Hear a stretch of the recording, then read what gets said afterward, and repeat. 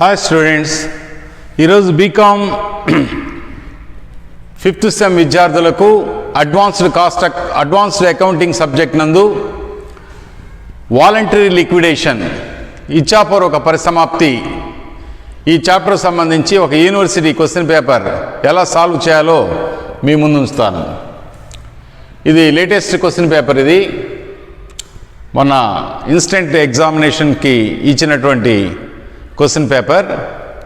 దీన్ని తెలుగు వర్షన్ వచ్చేసి, ఒక కంపెనీ ఇచ్ఛాపూర్వక పరిసమాప్తి చెందినది.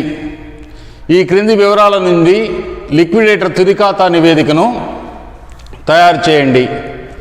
ఆస్తులు అమ్మితే వసూళ్లు 3,50,000, హామీ గల రుణదాతలు 3 లక్షలు, వారి దగ్గర తాకట్టుగా ఉంచినటువంటి ఆస్తిని అమ్మితే వసూలైన మొత్తం 3,50,000. ఆ విషయం బ్రాకెట్లో ఇచ్చినాడు. హామీ గల రుణదాతలు 3 లక్షలు, బ్రాకెట్లో హామీ సెక్యూరిటీలు అమ్మగా వచ్చినది 3,50,000. లిక్విడేషన్ ఖర్చులు 3,500.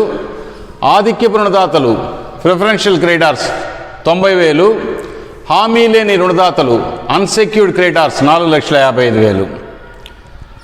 లిక్విడేటర్ పారితోషికము ఆస్తుల వసూళ్లపై 2% మరియు హామీ లేని రుణదాతలకు చెల్లింపులపై 1.5. ఇప్పుడు ఈ ఇన్ఫర్మేషన్ యొక్క సహాయంతో ఫస్ట్ మనము లిక్విడేటర్ యొక్క final statement account, liquidators final statement account అని హెడ్డింగ్ పెట్టాలా. అంటే లిక్విడేటర్ తుది ఖాతా నివేదిక.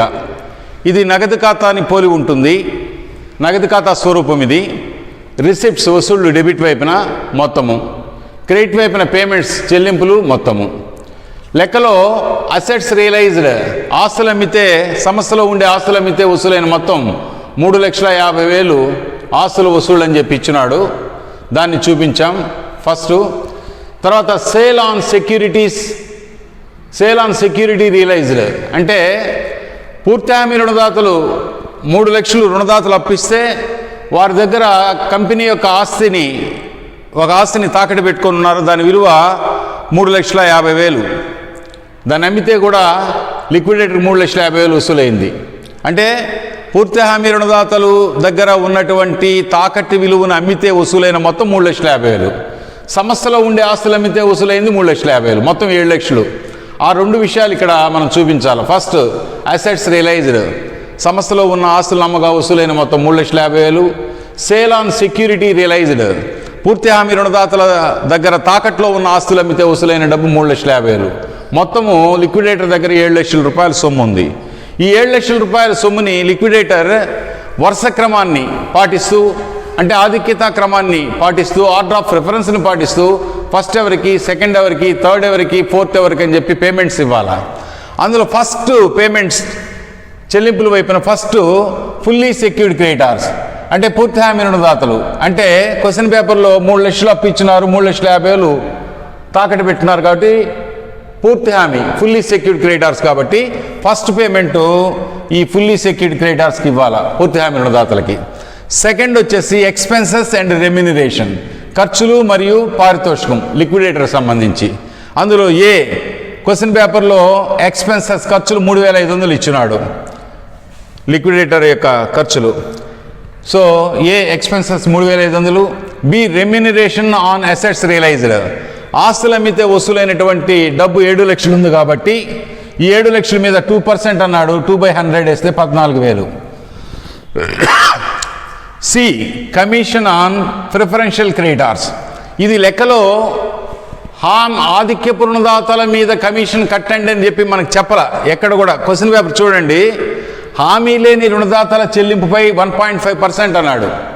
ఆధిక్యపు రుణదాతల చెల్లింపు మీద అని చెప్పకపోయినప్పటికీ కూడా హామీ లేని రుణదాతలపై కమిషన్ అని చెప్పినప్పుడు ఆధిక్యపు రుణదాతల మీద కూడా క్యాలిక్యులేట్ చేయాలి. ఒకవేళ స్పెసిఫిక్గా కొన్ని క్వశ్చన్ పేపర్లో కొన్ని సందర్భాల్లో హామీ లేని రుణదాతల చెల్లింపుపై కమిషన్ క్యాలిక్యులేట్ చేసేటప్పుడు ఆధిక్యపు రుణదాతలను మినహాయించండి అని చెప్పినప్పుడు మాత్రము మనం ఆధిక్యపు రుణదాతల మీద కమిషన్ క్యాలిక్యులేట్ చేయము.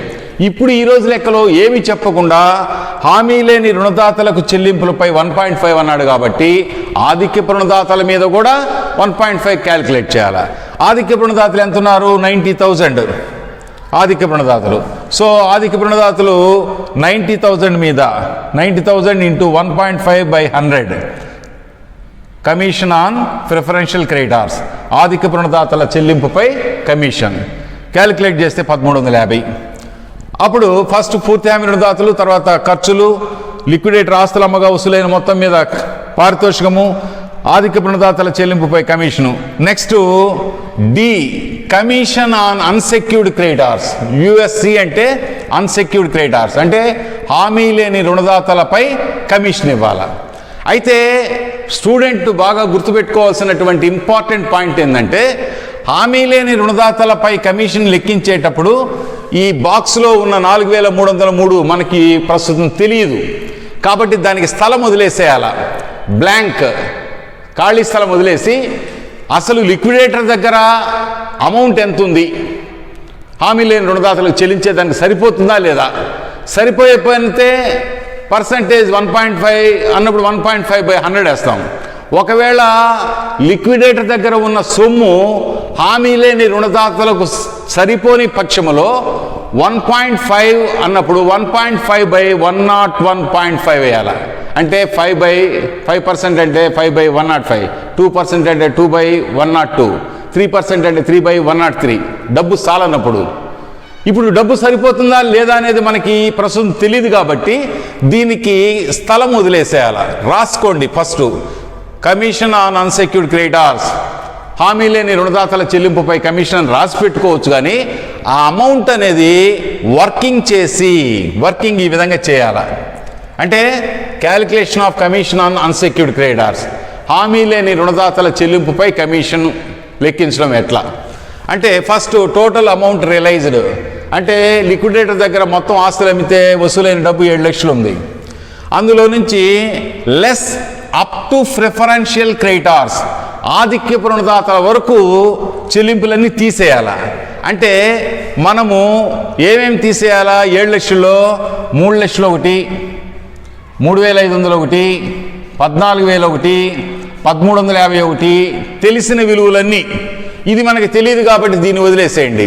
నెక్స్ట్ మూడవ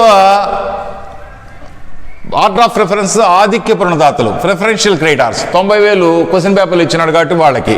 అంటే ఇంతవరకు అంటే 7 లక్షల్లో నుంచి ఈ 90,000 వరకు, అంటే మూడవ పాయింట్ ఆధిక్యపు రుణదాతల వరకు చెల్లించడానికి ఎంత అమౌంట్ మనం చెల్లించామో ఆ అమౌంట్ అంతా కూడా ఈ విధంగా ప్లస్ అని పెట్టుకోవాలా. చూడండి, టోటల్ అమౌంట్స్ రియలైజ్డ్ 7 లక్షలు మొత్తం ఆస్తుల మీద వసూలైన డబ్బు.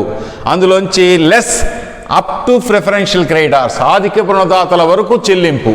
అందులో హామీ లేని రుణదాతల చెల్లింపు మీద కమిషన్ మనకు తెలియదు కాబట్టి బ్లాంక్ వదిలేస్తున్నాం.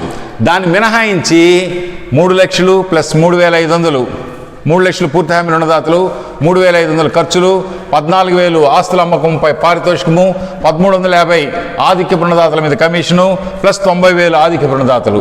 ఇవన్నీ కలిపితే 4,08,850 రూపాయలు ఉంది. అంటే లిక్విడేటర్ దగ్గర ఉన్న 7 లక్షల్లో 4,08,850 తీసేస్తే ప్రస్తుతం హామీ లేని రుణదాతలకు ఇవ్వడానికి సిద్ధంగా ఉండే మొత్తం ఎంతంటే 2,91,150. Now the amount available with the liquidator వచ్చేసి 2,91,150 ఉంది.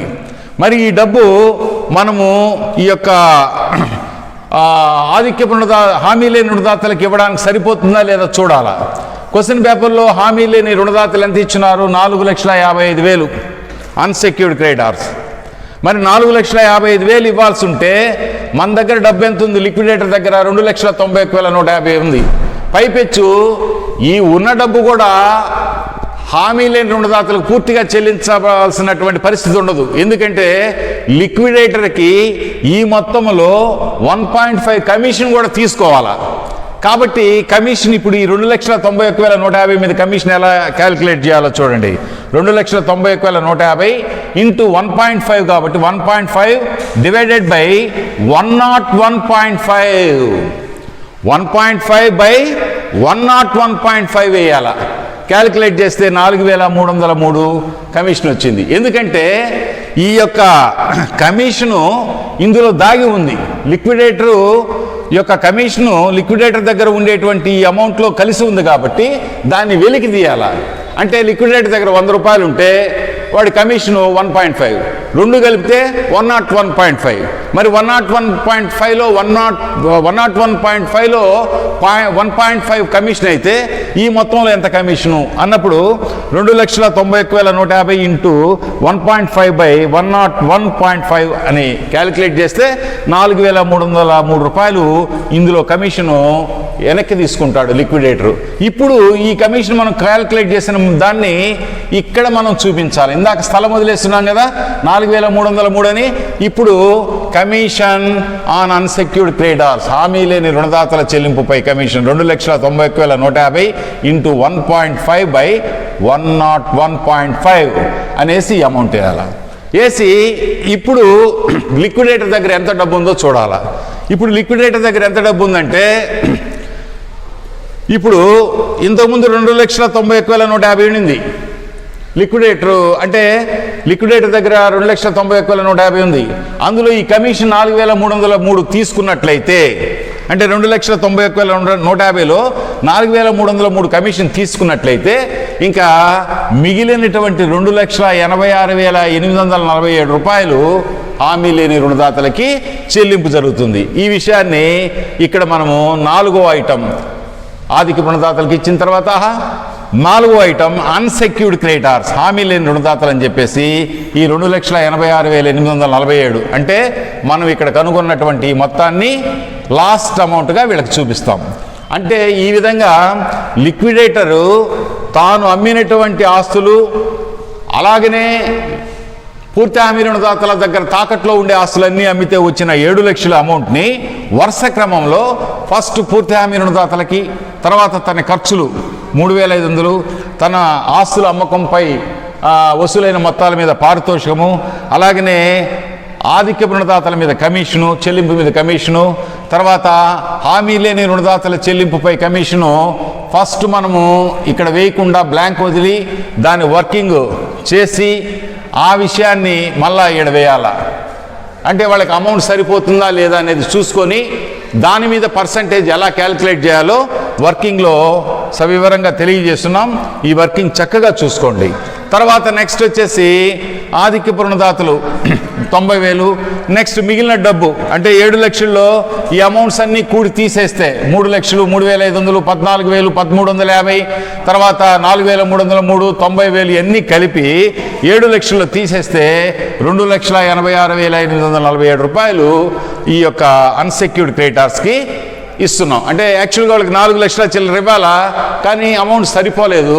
ఆ ఉన్న అమౌంట్లో కూడా కమిషను 4,303 తీసుకొని మిగిలిన 2,86,847 రూపాయలు లిక్విడేటరు హామీ లేని రుణదాతలకి చెల్లించడం జరిగింది.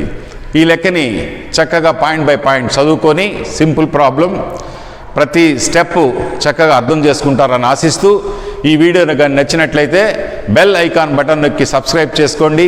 మరొక లెసన్లో మిమ్మల్ని కలుస్తాను. అంతవరకు సెలవు. ధన్యవాదములు.